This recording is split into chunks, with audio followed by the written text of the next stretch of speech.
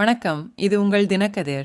திமுக ஆட்சிக்கு வந்ததில் இருந்து தமிழகத்தில் குற்றச் செயல்கள் அதிகரித்து வருவதாக எதிர்க்கட்சி தலைவரும் அதிமுக பொதுச் செயலாளருமான எடப்பாடி கே.யு. பழனிசாமி தெரிவித்துள்ளார். மதுரையில் செய்தியாளர்களிடம் பேசிய அவர், தற்போதைய நிர்வாகத்தின் கீழ் மாநிலத்தில் கொடூரமான குற்றங்கள் குறிப்பிடத்தக்க அளவில் அதிகரித்துள்ளன என்றார். சமீபத்திய சம்பவத்தில் அரசியல் தலைவர்கள் மர்மமான முறையில் இறந்து கிடந்ததை பழனிசாமி சுட்டிக்காட்டினார்.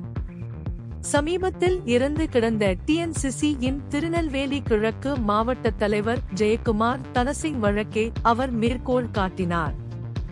அரசாங்கம் விசாரணைக்கு உத்தரவிட்ட போதிலும் சந்தேக நபர்கள் இதுவரை அடையாளம் காணப்படவில்லை.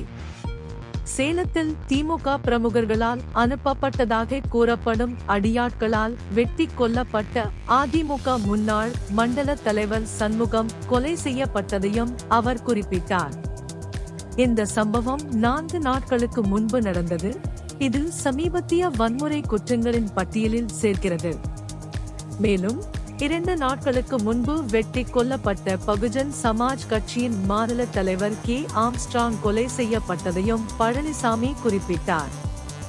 இந்த கொலை நடந்தது முதல்வர் ஸ்டாலினின் தொகுதி. தமிழகத்தில் நடக்கும் குற்றங்களின் பாரதூரமான நிலையை எடுத்துக்காட்டுகிறது.